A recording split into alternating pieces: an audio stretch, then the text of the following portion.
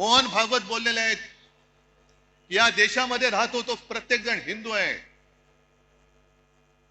मग हे तुमचे जे केले चपाटे करतायत हिंदू मुस्लिम, आम्ही जे सांगतोय परत मी त्याच्यावर ठाम आहे की हा देश जो स्वतःचा मानतो तो आमचा आहे. त्या सोफिया कुरेशी ज्यांना हे भाजपवाले पाकिस्तानांची आणि अतिरेक्यांची बहीण बोलले होते, ती सोफिया कुरेशी आमची सगळ्यांची बहीण आहे. हे आमचं हिंदुत्व आहे.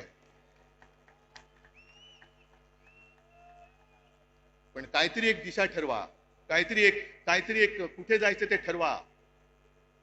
कारण एका बाजूला तुम्ही सोफिया कुरेशीला पाकिस्तानांची बहीण म्हणताय, अतिरेक्यांची बहीण म्हणताय, दुसऱ्या बाजूला बिल्किश बानोवरती अत्याचार करणाऱ्यांची तुम्ही स्वागत करून मिरवणूक काढताय.